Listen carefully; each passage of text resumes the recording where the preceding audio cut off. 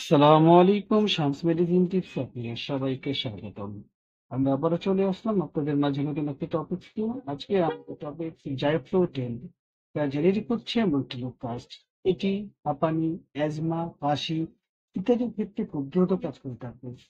সুতরাং টপিকটি শুরু করার পূর্বে আপনাদের কাছে আমার রিকোয়েস্ট, প্লিজ চ্যানেলটি সাবস্ক্রাইব করুন এবং ভিডিওটি আপনার টাইমলাইনে শেয়ার করে দিন। এর মাধ্যমে আপনি উপকৃত হতে পারেন এবং আপনার প্রিয় মানুষগুলো উপকারে আসতে পারে। সুতরাং ভিডিওটি দেখুন, আপনার টাইমলাইনে শেয়ার করুন এবং চ্যানেলটি সাবস্ক্রাইব করে দিন। চলুন আমরা চলে যাই আমাদের মেইন টপিকে। জাইফ্লুটেন যারা জেনেরিক ফর দি মন্ডিলোপাস্ট, একটি ওষুধ যা লিউকোট্রিট রিসেপ্টর অ্যান্টাগনিস্ট নামে পরিচিত ওষুধের একটি শ্রেণীর অন্তর্গত। এটি মূলত হাঁপানি এবং অ্যালার্জিক রাইনাইটিস, জ্বর চিকিৎসা এবং প্রতিরোধের জন্য ব্যবহার করা হয়। জ্যাফ্রুটেনের ব্যবহার: প্রথমে হাঁপানি ব্যবস্থাপনা। জ্যাফ্রুটেন প্রাপ্তবয়স্ক এবং কিশোর-কিশোরী দীর্ঘস্থায়ী হাঁপানির জন্য দীর্ঘমেয়াদী চিকিৎসা হিসাবে ব্যবহার করা হয়। এটি অ্যালার্জেনের আক্রমণ প্রতিরোধে সাহায্য করে, বিশেষ করে অ্যালার্জেনিক ঠান্ডা, বাতাস বা জ্বরের কারণে সৃষ্ট হাঁপানির আক্রমণ।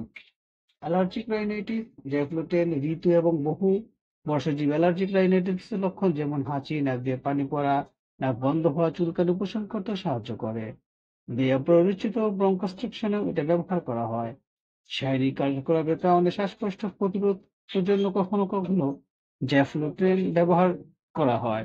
সেবনবিধি: প্রাপ্তবয়স্ক এবং কিশোর-কিশোরী যাদের বয়স 15 বছর এবং তার বেশি সাধারণত প্রস্তাবিত ডোজ হলো প্রতিদিন 1 বা 10 মিলিগ্রাম।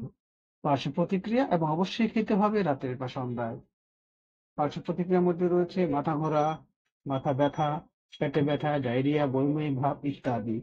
গর্ভাবস্থায় এবং স্তন্যপান করানোর সময় অবশ্যই এই ট্যাবলেটটি খাওয়ানোর সময় একজন ডাক্তারের পরামর্শ নিয়ে সেবন করতে হবে। সুতরাং ক্যাফলোটেন বা মন্টিলুকাস হাঁপানি, অ্যালার্জিক রাইনাইটিস পরিচালনার জন্য একটি কার্যকর ওষুধ। এই প্রদাহ হ্রাস করে এবং ব্রঙ্কোস্ট্রাকশন প্রতিরোধ করে দীর্ঘস্থায়ী উপশম প্রদান করে থাকে। অর্থাৎ আপনাদের যাদের হাঁপানি রয়েছে, শ্বাসকষ্ট রয়েছে, তারা এই ট্যাবলেটটি খেতে পারেন। যদি প্রয়োজন বোধ করেন তাহলে অবশ্যই একজন ডক্টরের পরামর্শ অনুযায়ী অথবা আপনার পাশে যে স্বাস্থ্যসেবা কর্মী রয়েছে তার পরামর্শ নিয়ে খাবেন।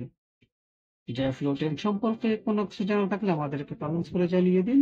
আমরা আপনাদের কমেন্টসগুলো যথাযথ উত্তর দেওয়ার চেষ্টা করব। ভিডিওটি ভালো লাগলে এবং উপকারী মনে হলে বন্ধুদের সাথে শেয়ার করে দিন। আবার আপনাদের কাছে অনুরোধ, প্লিজ চ্যানেলটি সাবস্ক্রাইব করুন এবং ভিডিওটি শেয়ার করে দিন। আজ এ পর্যন্তই। আবার কথা হবে নতুন কোনো টপিকসে। সে পর্যন্ত ভালো থাকুন। খোদা হাফেজ।